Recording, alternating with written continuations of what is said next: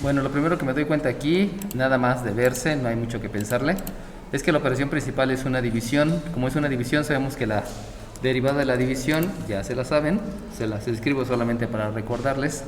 La derivada con respecto a la variable independiente de la división de dos funciones, acuérdense que debe ser división de dos funciones porque si no, no es división. Si una de ellas es constante, no se puede utilizar esa fórmula.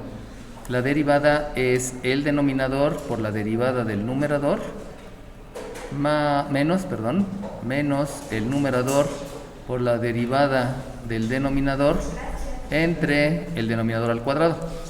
Por lo tanto, si yo sigo esa fórmula, pues lo único que hay que hacer precisamente es derivar, o sea, es aplicar la fórmula. Y de ahí tenemos que la derivada con respecto a la variable independiente de la función que depende de esa misma variable independiente es, debido a que tengo aquí esto, nosotros nos acordamos que en geometría y trigonometría a ti te enseñaron que si tenías un logaritmo cúbico de un argumento era lo mismo que escribir el logaritmo del argumento elevado al cubo. Eso es manera de escribir, o sea, este que está aquí en realidad es un exponente teniendo como base a toda la función trigonométrica, a toda la función logarítmica, perdón. Esto que está aquí, lo único que está mencionando es que si yo tengo el logaritmo elevado a una variable independiente de 5, es lo mismo que escribir el logaritmo neperiano de ese argumento que es el número 5 elevado a ese exponente que en este caso es la variable independiente. Debido a eso, yo reviso, observo con mis ojitos de la cara y me doy cuenta que lo que tengo aquí es la derivada con respecto a la variable independiente de una constante que está elevado a una función. Acuérdense que el 5 es una constante y aunque el logaritmo es una función, como está aplicada una constante, sigue siendo una constante. Entonces tengo una constante elevada a una función. Sabemos que la fórmula es la misma potencia multiplicado por el, déjenles escribo bien ahí, la misma potencia multiplicado por el logaritmo neperiano de la base multiplicado por la derivada del exponente con respecto a la variable independiente. Y entonces, de ahí ya sé cómo es que voy a empezar a hacer la derivada. Vuelvo a repetir, todo eso surgió porque yo me doy cuenta que el numerador se escribe así y por lo tanto es la derivada de una constante elevada a una función. Y si yo observo en el denominador yo tengo una suma. Como yo tengo una suma, sabemos que la derivada de la suma es la derivada del primer factor más la derivada del segundo factor. Por lo tanto, comenzamos a escribir ya el resultado de la derivada. Y el resultado de la derivada es que primero debo de escribir el denominador. El denominador sabemos que como esto es una raya de fracción, debe de tener un paréntesis. Por lo cual, cuando yo escribo el denominador, debo de escribir paréntesis más el número Neper elevado a la variable independiente elevado al cuadrado. Ese es el denominador. Ahora, voy a multiplicar por la derivada del numerador. Pero ya habíamos dicho que el numerador es esto y por lo tanto voy a aplicar esta fórmula. Eso quiere decir entonces que es la misma potencia, acuérdense que eso es una potencia, multiplicado por el logaritmo neperiano de la base. Pero si ustedes se dan cuenta, la base es un logaritmo. Entonces eso se va a ver medio raro, pero así es. Es el logaritmo neperiano de la base que también es un logaritmo. No se espanten con lo que están viendo, porque acuérdense que están subiendo de nivel y cada vez van a ver cosas más, pues llamémosle así, inverosímiles, ¿no?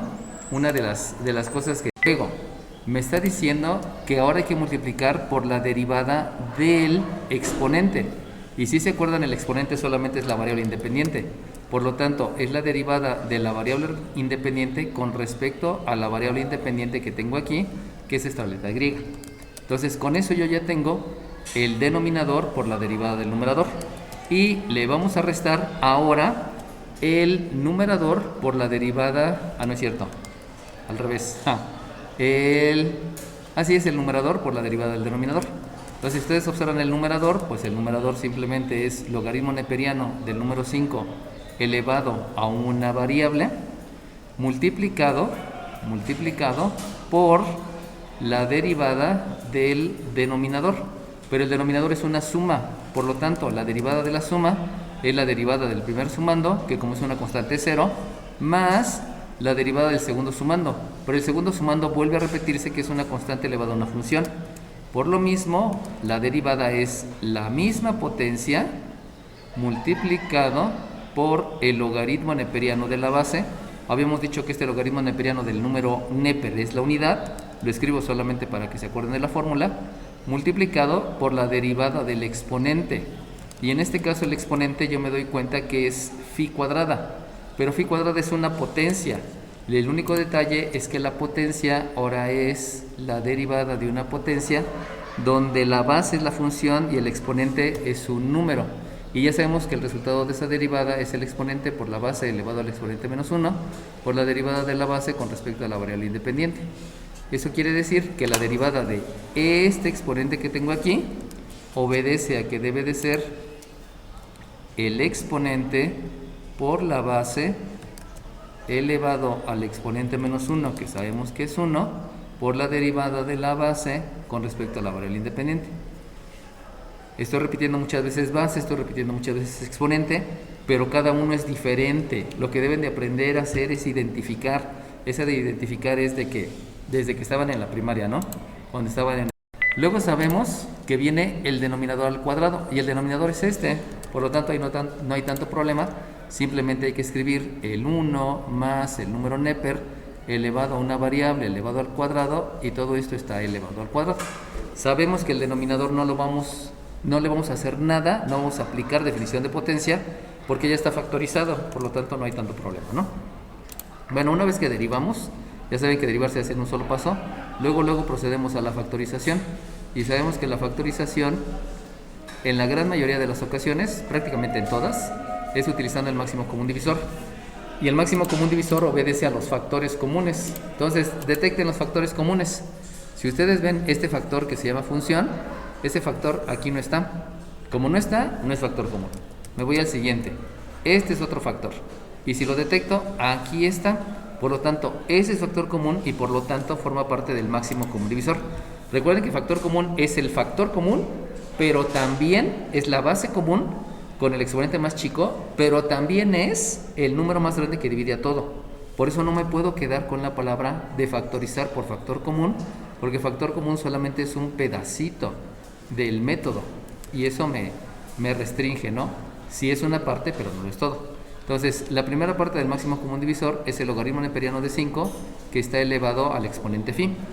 Luego le sigo buscando para ver si hay otro factor común. Y otro factor común es todo este. Acuérdense que este es el logaritmo neperiano del logaritmo neperiano de 5. Nunca se lee logaritmo por 5, porque son funciones. Por lo tanto, hay que buscar todo ese factor y si ustedes se dan cuenta, por aquí no está ese factor. O sea que ese no me sirve de nada. Y ya por último, pues nos damos cuenta con mis ojitos de la cara que este entre este me da la unidad. Por lo tanto, ese ni siquiera, bueno, sí es máximo común divisor, pero no me ayuda. Y este también me da la unidad, por lo tanto ya se acabó. Solamente el máximo común divisor es ese y obviamente el denominador, donde el denominador está dividiendo a todo, por lo tanto también forma parte del máximo común divisor y este es el número neper elevado a la phi cuadrada y todo es elevado al cuadrado. Sabemos que ese no lo vamos a elevar al cuadrado porque ya está factorizado, lo había mencionado. Ahora sí, para calcular el siguiente factor, acuérdense que lo importante es la división. Por lo tanto, si ustedes dividen todo este término, acuérdense que la resta separa el término. Si dividen todo ese término entre este, pues básicamente nada más es como dividir este entre este. Y por lo tanto, lo que hay que escribir es lo que hace falta. Y lo que hace falta es el 1 más el número neper elevado a la phi cuadrada multiplicado por el logaritmo neperiano del logaritmo neperiano del número 5. Vuelvo a repetir, se ve muy feo, ya lo sé, pero así es, no se preocupen. Y luego hacemos la división de este factor entre el máximo común divisor. Obviamente ahí hay que aplicar ley de los signos, pero viene involucrado en la división porque estás calculando factorización por máximo común divisor. Por lo tanto, comenzando con signos, se van a dar cuenta que debe ser negativo. Debe ser negativo. Debe ser negativo. Y este que está aquí, pues propiamente no es un sumando porque le estoy sumando 0, por lo tanto nada más es ese término. Y pues hay que acomodarlo como se debe de acomodar. Sabemos que primero debe de ir el coeficiente donde el coeficiente es el número 2. Luego debe de ir logaritmo neperiano de e, pero sabemos que el logaritmo neperiano de e es la unidad, por lo tanto no me preocupa mucho por eso. Y luego hay que escribir la variable, donde la variable es la letra, y luego la función exponencial, que es c elevado a la phi cuadrada. Y de ahí entonces revisamos si es que ya está bien este resultado. Acuérdense que debe de cumplir con que deben de estar hechas todas las operaciones, con que debe de tener el orden adecuado y que esté acomodado a manera de término. Por lo tanto, ¿ya terminé o todavía no? ¿Sí? ¿Por qué? No, ¿por qué? No he terminado porque yo les dije que esta es una constante y por lo tanto, aunque esta es una función logarítmica, al ser aplicada una constante, esto sigue siendo una constante. Y esa constante que le vuelvo a aplicar la función logarítmica sigue siendo una constante. O sea, si tuvieran su calculadora, pondría logaritmo neperiano de 5 es 1.3. Logaritmo neperiano de 1.3 es 0.87. O sea, esto es un número. Y como este es un número, este no puede ir primero que la función exponencial. Acuérdense que todo este es minuendo y este es sustraendo. Pero en el minuendo precisamente debe estar acomodado de manera de término.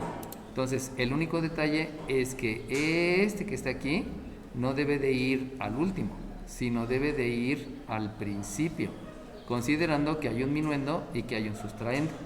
Entonces solamente hay que entender cuáles son los órdenes y por qué se deben de acomodar así, ¿no?